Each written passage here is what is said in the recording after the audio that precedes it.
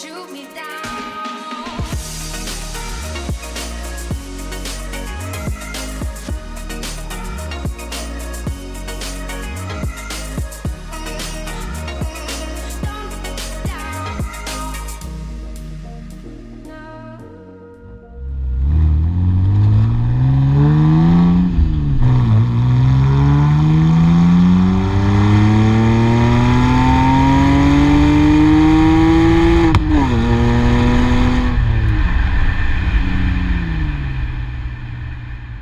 Hey, this is Graham and welcome back to another car review. Today we are driving a BMW.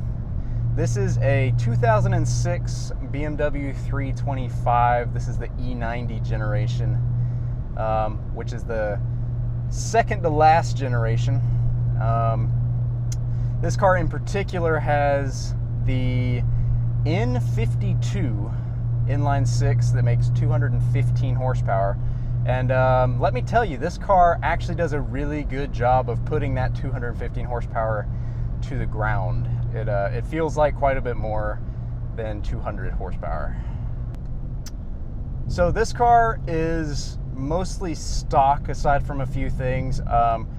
First of all, the owner has done a muffler delete, which helps this car sound a heck of a lot better. On a lot of cars, when you delete the muffler, it really makes them a lot louder because there's nothing to tone it, but because this is a BMW and because they put so much work into the design of the car, when you delete the muffler, really all that it does is kind of up the volume level, and not by a lot. It's actually very tasteful and it sounds very good. But along with that, while this car is stock, it is a sport. It is the sport package, so with that, you get stiffer suspension, you get stiffer anti-roll bars. I think you get bigger wheels. You get the steering wheel is a little bit beefier, a little meatier than the stock wheel, and you also get the sport seats, which make a huge difference in the way that the car actually feels when you're driving it. The seats hug you nicely, they hold you in place when you're throwing it around corners. Which I have to say, when you throw this car through a corner, it really does stick. It really does handle very, very well. And you know, that's what you should expect from a BMW. You should expect it to handle well because, after all, it is the ultimate driving machine. So if it wasn't good at taking a corner, it'd be a little bit of a disappointment, and BMW would have some questions to answer. So this car is the typical black on black, kind of classic BMW color combination. I think everybody has seen a black BMW with a black interior at some point in their lives, but this has the aluminum trim, which looks very classy and very sporty at the same time. It has the power sunroof, which I think most of these cars came with. And this is also the four-door version. This is not the two-door. This is the four-door. And while that does make the car a little bit heavier, you certainly don't notice it while driving it. It feels very sporty and very peppy and very lively, and you can tell that it wants to get up and go and that it wants to be driven. That's the nice thing about BMWs, is that no matter how old they are, when you get into the driver's seat and you take it out for a drive, it feels like it wants to be driven. It doesn't feel like it's about to just die on you. I think one thing that really sets this particular car aside from most others nowadays is the fact that it has a 6-speed manual. Because, you know, a lot of modern cars are kind of ditching the manual transmissions, and even back in the day when this car was the new thing, finding a manual transmission was not really the easiest of things to do. So when you're driving this car and having the manual transmission, it really connects you to the car and kind of gives you a real feel for your driving, and really makes it much more enjoyable, much more fun when you're behind the wheel.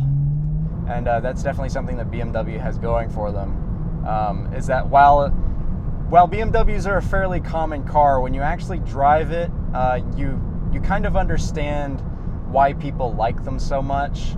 because they're so nicely built, and they're just so nice to drive. They just feel so different than anything else on the road.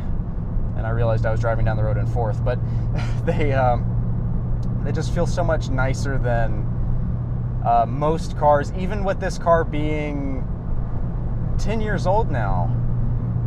It feels just nicer than most modern cars do. And you can pick one of these up for a better price than most modern cars as well. The owner of this car bought it with 61,000 miles on it for $9,000. A 2006 325 with the sport package in just immaculate condition for $9,000, under $10,000. I mean, that's less than a new Ford Focus. And you get 215 horsepower, a 6-speed manual, an amazing suspension setup, and all sorts of great, accommodations, like the nice sport leather seats, a great steering wheel, a great stereo. I mean, the list goes on. One of the most amazing things about this car is just how nice it is for the price that you pay for one nowadays. I think that goes for any BMW, maybe even most German cars, is that you can pick them up used for such an unbelievably fair price, and they are just so nice to drive.